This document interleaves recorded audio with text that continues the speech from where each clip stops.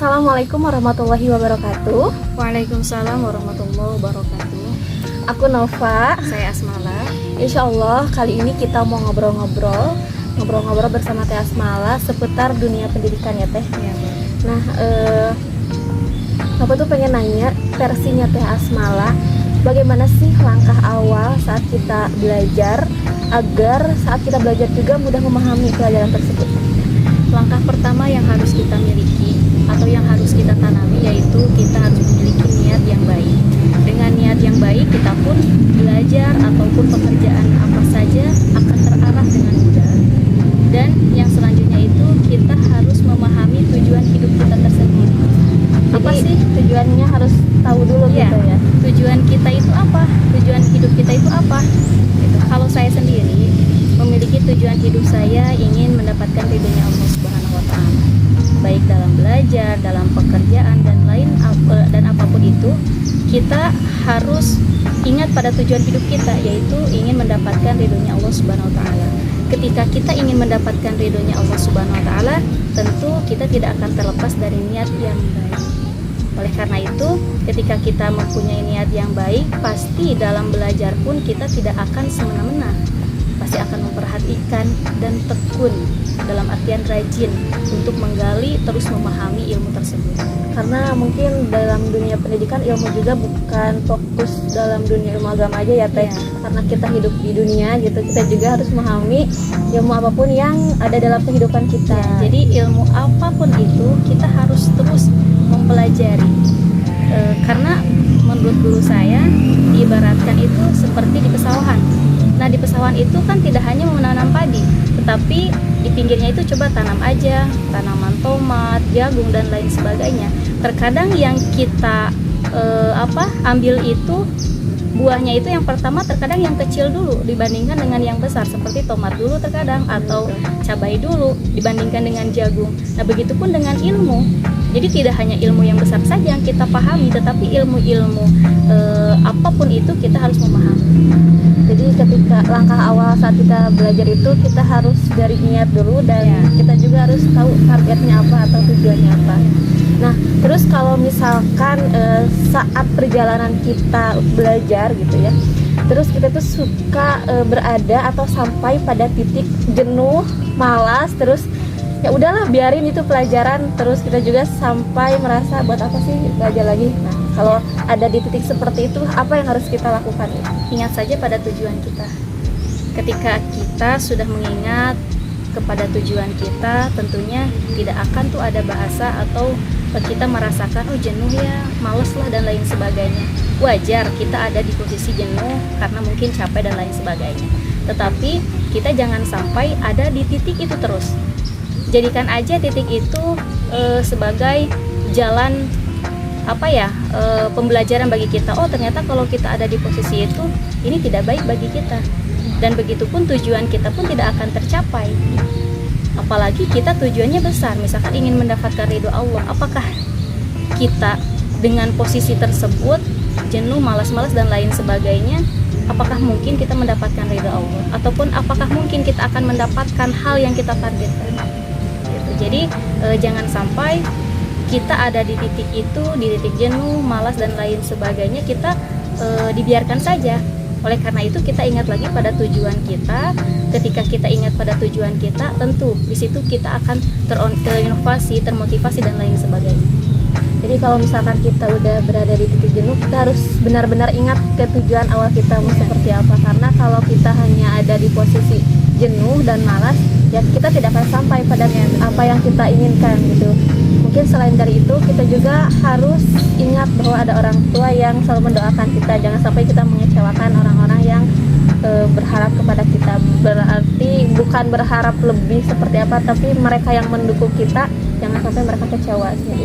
Dan satu lagi nih ya, ketika kita mengerjakan sesuatu, baik itu belajar ataupun apapun itu, kita jangan sampai mengharapkan pada hal itu. Kenapa?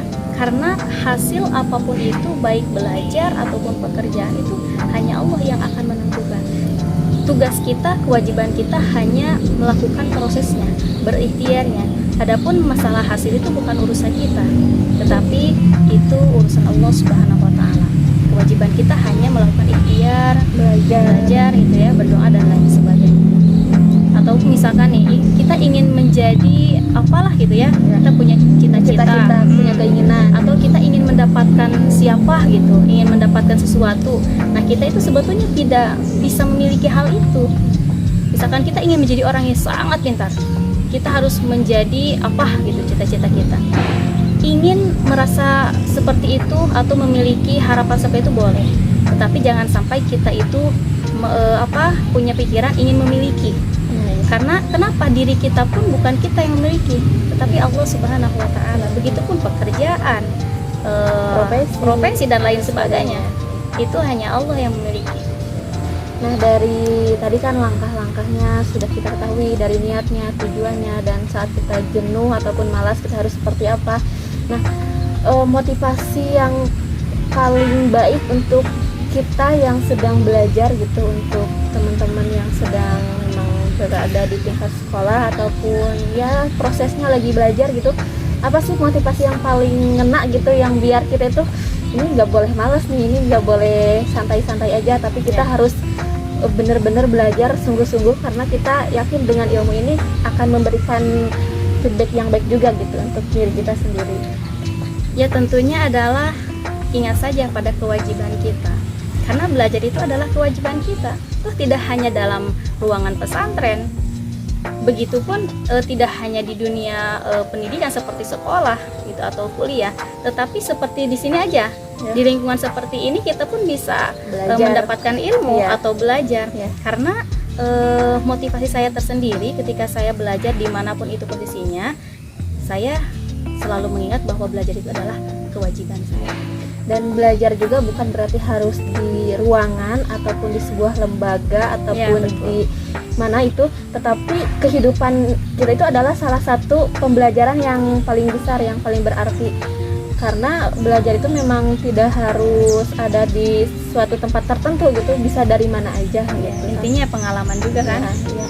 Jadi memang salah satu motivasi terbesar dalam belajar itu yang tadi sudah disampaikan, kewajiban ya, kewajiban kita sebagai seorang umat muslim. Mungkin salah satunya kita tahu bahwa belajar menuntut ilmu adalah sebuah kewajiban, dan kewajiban itu harus kita laksanakan, dan hasilnya itu serahkan kepada Allah Subhanahu wa Ta'ala. Dan satu lagi nih, ketika kita sudah mendapatkan ilmu, jadi tidak hanya didapatkan saja ilmunya atau pemahamannya, tetapi bagaimana nih biar kita itu bisa tersampaikan kepada diri sendiri khususnya, dan juga umumnya bagi orang lain. Yaitu karena ada keterangan juga, al ilmu bila amal batil wal amal bila ilmu afil. Ketika kita mendapatkan ilmu terus kita tidak mengamalkan, bakal akan rusak, batil. Dan juga jangan sampai kita itu memberi tahu kepada orang lain tetapi kitanya tidak memahami ilmu tersebut. Jadi al ilmu bila amal batil wa amal bila ilmu afil. Jadi ketika kita mendapatkan ilmu kita harus mengamalkan, dan jangan sampai kita mengamalkan tapi tidak dengan ilmunya. Terus ada juga nih orang itu pintar, terus bisa dikatakan memahami beberapa ilmu, akan tetapi ada saja yang memang ternyata tidak dipakai dalam kehidupannya, sehingga orang-orang beranggapan bahasanya gini, berilmu tapi tidak diamalkan gitu. Nah itu orang-orang yang seperti itu tuh biasanya kenapa ya gitu ya. Di zaman sekarang itu banyak sekali orang-orang, tidak hanya seperti orang seperti kita lah, bahkan alim ulama pun banyak gitu, yang mana punya ilmunya tetapi tidak diamalkan. Nah itulah, jadi banyak orang-orang yang celaka itu karena ilmunya. Kenapa? Karena tidak diamalkan. Yaitu berarti kembali lagi kepada niat. Jadi niat seseorang itu untuk mendapatkan ilmu, mendapatkan pemahaman itu untuk apa sih? Nah itu jadi kembali lagi kepada niat aja. Jadi Masya Allah ya, ketika kita memiliki ilmu itu jangan hanya cukup ada di diri kita sendiri, tapi kita juga harus memakainya. Kemudian alangkah lebih baiknya kita juga mengamalkannya gitu, agar lebih bermanfaat gitu. Ya jadi itulah seputar dunia pendidikan, atau bagaimana sih agar kita semangat dalam belajar gitu. Dan mudah-mudahan apa yang kita sudah sharingkan gitu, obrolkan, sedikitnya ada kemanfaatan untuk kita semua, khususnya untuk saya nih. Jadi ada oke, kalau lagi malas harus kayak gini, kalau misalkan ada pada titik itu kita harus seperti apa gitu. Jadi mudah-mudahan video ini menjadi video yang bermanfaat, kenang-kenangan untuk Teh Asmala dan untuk Nata juga. Terima kasih teman-teman. Wassalamualaikum warahmatullahi wabarakatuh. Waalaikumsalam.